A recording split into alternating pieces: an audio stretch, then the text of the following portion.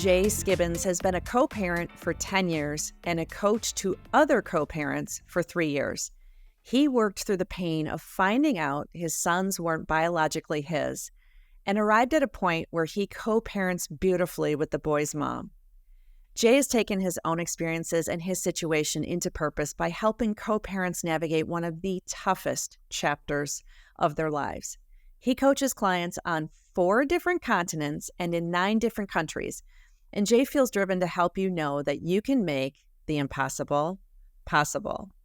Jay, I am so happy to have you here talking about co-parenting today.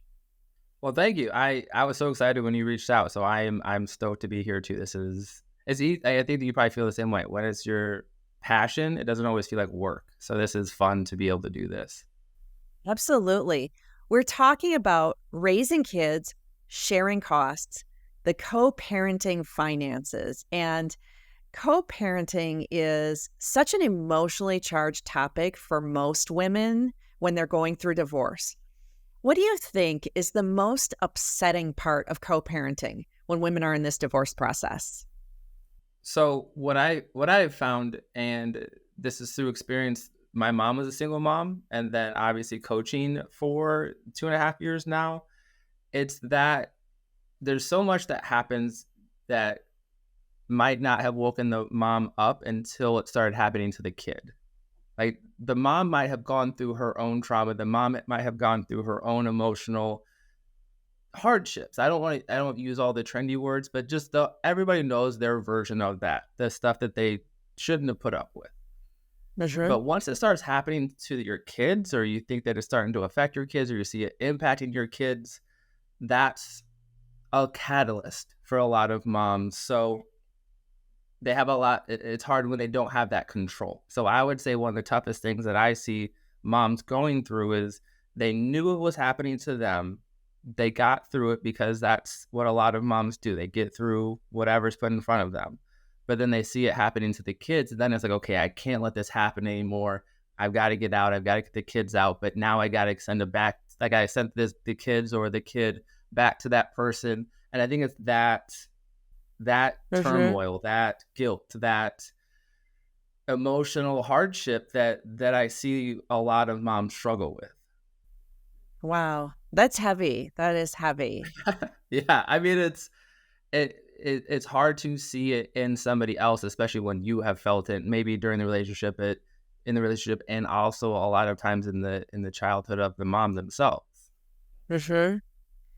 Well, there are all sorts of things about co-parenting that we could talk about, but my focus is money, my favorite topic. So I do want to talk about money and co-parenting because when I am in these divorce support groups, when I'm talking with my clients, the money issues as it relates to the kids come up a lot.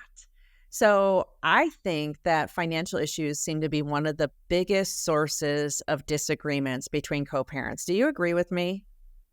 Yes, it's another place that you can have a lot less control than you're used to or that you want to. So anytime that control is in flux, a lot of emotions come up in it. Mm-hmm. Well, when your kids don't have the things that they need, I think it makes it really hard. So if a woman has a co-parent who is not paying child support that they're supposed to be paying and her kids are suffering because of that, what can she do?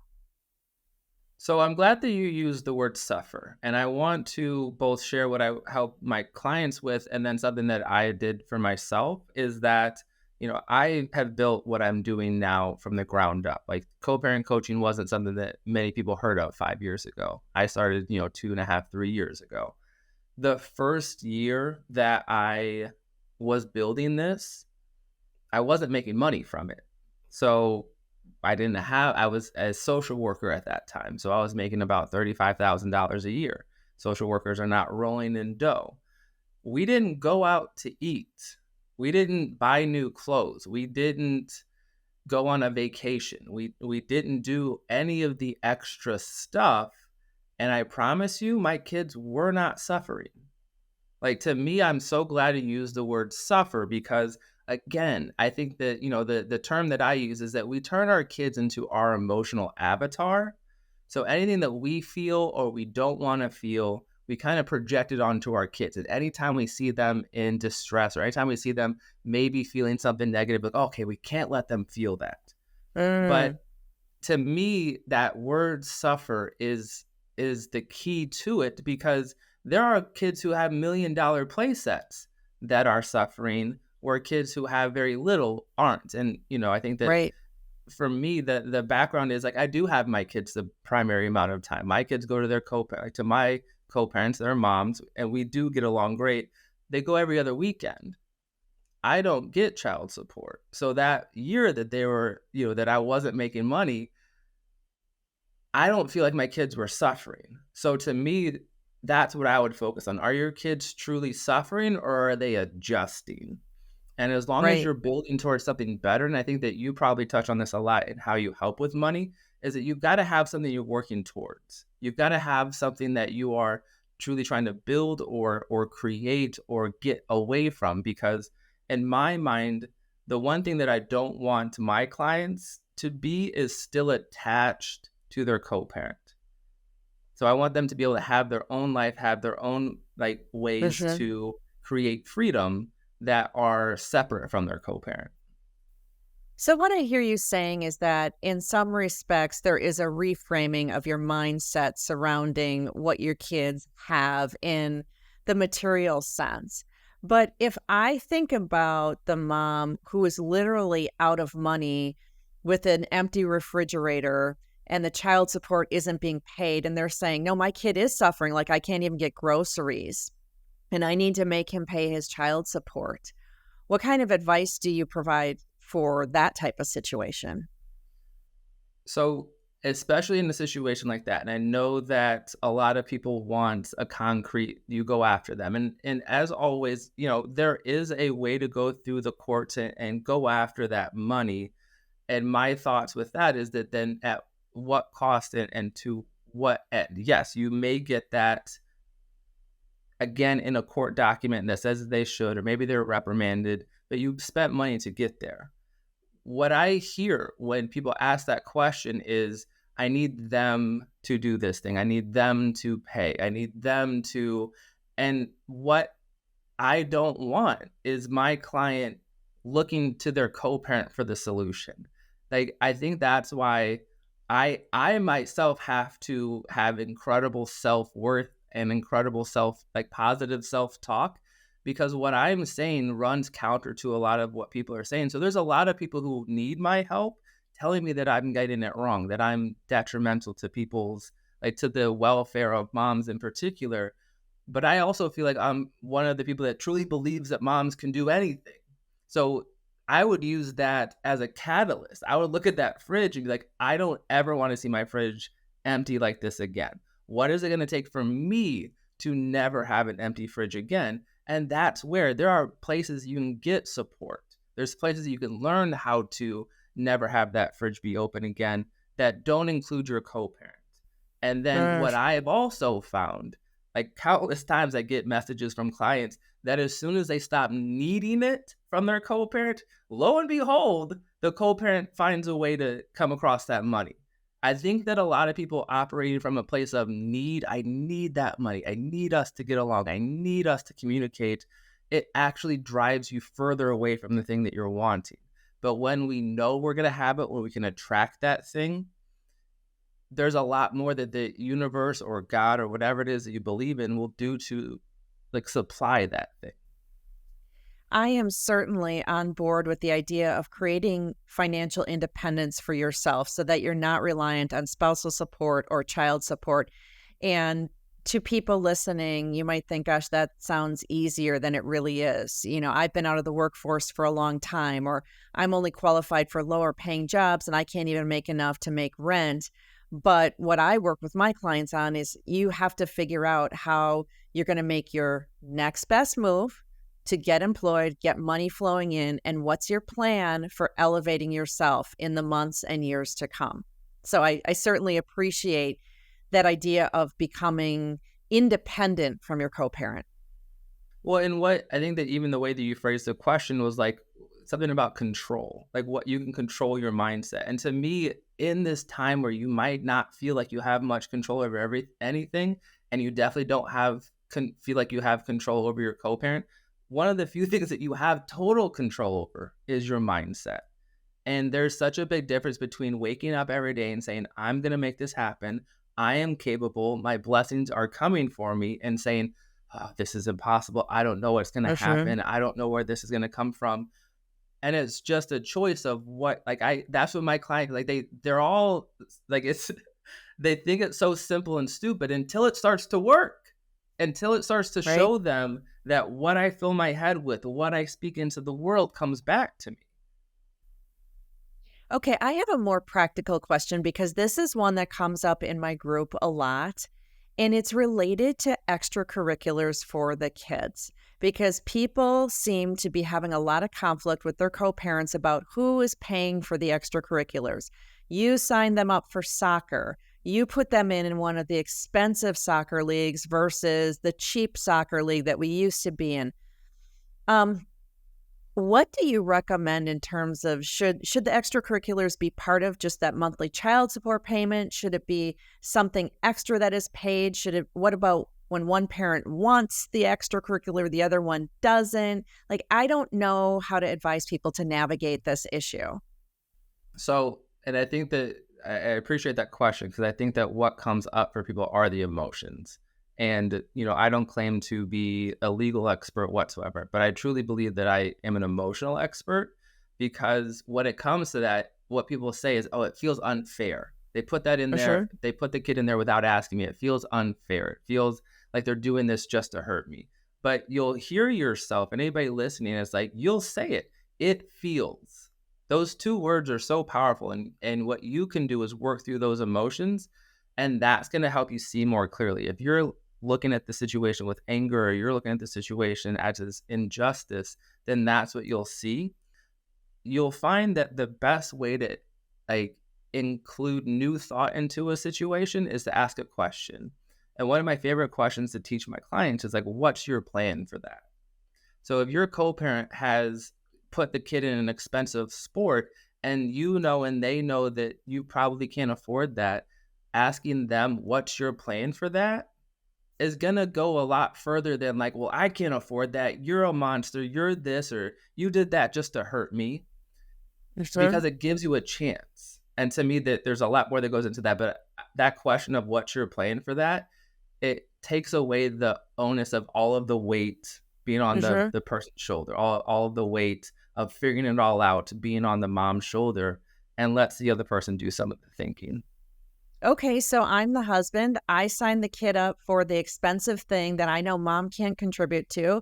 I tell mom, mom says to me, what's your plan for that? And I say, my plan is we're each paying half.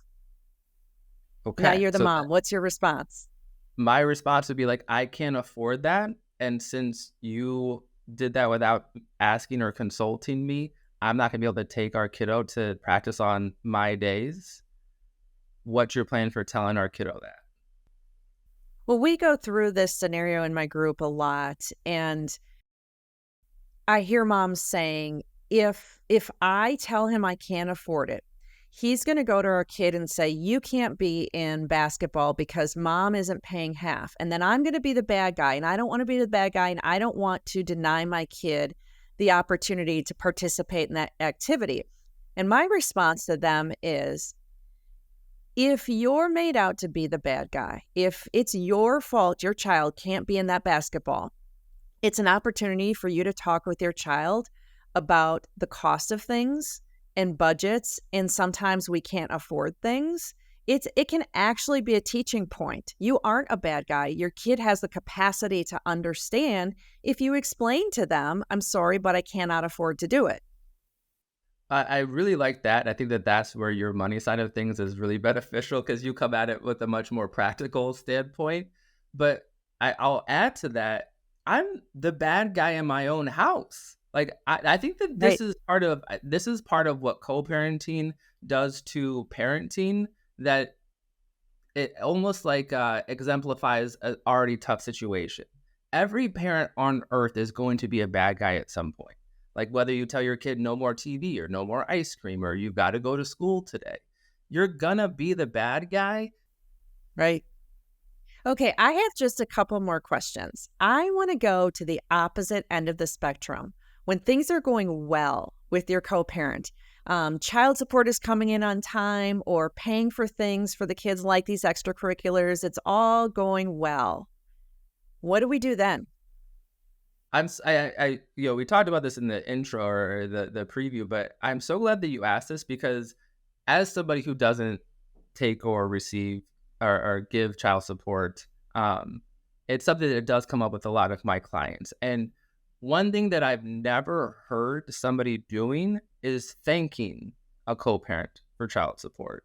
I never hear that story that like they paid it and I thank them. They paid it on time and I thank them. And I think that this is where one of my main tenets in my coaching is that co-parenting and parenting are pretty much the same thing. If you can treat your kids and your co-parent the same way, you're going to fight a lot less battles.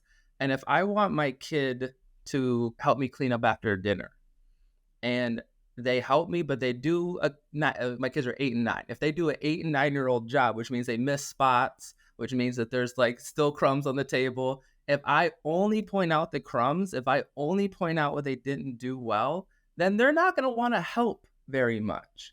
But if they wipe that table and then I'm like, hey, I really appreciate your help. Thank you for helping. They're much more likely to keep helping.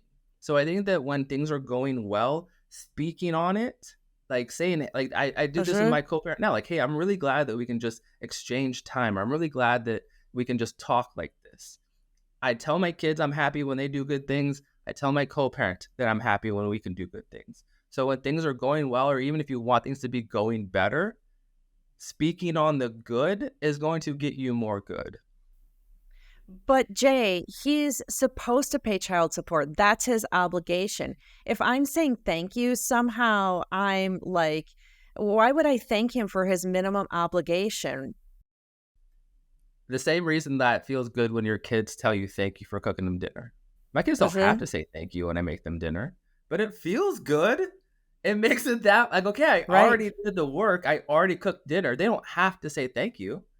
But when they do, it feels good. So how do divorcing women stop being scared of money? Because there are so many money fears that our listeners are carrying with them every single day. So the biggest thing, this is my bread and butter. So like if you're tired of hearing about mindset, then I'm not your guy. It's your mindset. And for me, I had to break free from the mindset that I had adopted from my mom, because she was a single mom. She like just her. So like I remember times going to like the state fair, and you can buy like ride tickets, and there was always the unlimited ride option, right? And it was the most expensive, but then you could buy individual tickets. And I remember my mom she would buy what she said she could afford, and I'd have to like kind of like budget or figure out which rides I really wanted to ride. And it was because she wanted to save. And like if we went to somewhere else, it was always save. It was always don't run out. But my mom is 67, and at this point, like a few years ago, I was like, what was the payoff? Like I had a really honest conversation with her, like, and I think that it was just instilled in her to save, instilled in her to not run out. And now the biggest thing that if you want to change your relationship with money, I promise you that the easiest way to change a mindset is to treat that thing like it's a person. If money was a person, how would you describe your relationship? Is it only somebody that you turn to when you need them? Is it only somebody that you take from? Or do you spend time with that person? Like, do you spend time thinking about your money? Do you spend time being grateful for your money? I think that what we can do is shift from that deficit of, oh no, I can't run out. Oh no, there's not enough, to there will always be enough. Awesome. Well, I know you have a free resource for everyone. It's your ebook, Break Free from the Immediacy Trap. Can you tell us about that? Yes. It's really honestly one of the things I'm most proud of that I've ever created. And I'm glad that I can give it away for free because, again, one of the biggest things that I run across is, over and over and over, people tell me that when they see a text message their body starts like they get that pit in the stomach or their hands get sweaty. It's just that like, oh no, what's gonna happen? What is he gonna say? What is she gonna say? I guess it's everybody here. What is he gonna say? I guess it could be some people saying what she could say. But it's the immediacy trap is like that your brain tells you whatever is in that message, whatever they're about to say, you're going to have to figure out now. Like you're going to have to figure out, like you're going to have the answers. You're going to have to respond perfectly. You're going to have to know what to do to your kids. Everything is like in the moment. Like, okay, I've got to have it all figured out. So what this ebook is going to help you do is like have strategies for knowing what to do when the message comes in. You're going to have strategies before you respond. I love it. And then you've got your course, your online course, the Co-Parenting Blueprint Accelerator course. Tell us about that. So this is something I just started this year, and it's a version of my flagship program, but this course is group coaching based. So you join me and the other people in the program twice a week for group coaching. And that means I'm in charge of it. I lead it. We do topics on one day, Q&A on another day. And it's a chance to like really, I think more than anything, hear from others about the same things that you're going through. And I think that when we operate in isolation, everything that we go through feels worse. Everything we go through, it makes us question ourselves more. But as soon as you hear somebody else in groups describe verbatim something that you've been through or something that you feel, it just, again, is another way, one of those ways to just be like, okay, I thought it was just me. And once you can get through that like, oh my gosh, I thought it was just me. Once that's gone, then it's a little bit easier to be like, okay, I'm not crazy. Okay, I'm not crazy.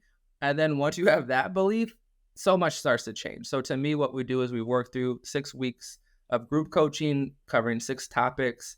And then you also get a video course along with it that you get lifetime access to. So really it's a booster course. It's a way to really get to the root of the strategies, the skills that are going to help you in co-parenting. Jay, thank you so much for being here today. So much valuable information. Everyone absolutely needs to check out your content on social media. You've got so much going on there. We are, of course, going to put links to these resources in the show notes. Thanks again for sharing with us today. Yeah, it was my pleasure. Thanks for having me.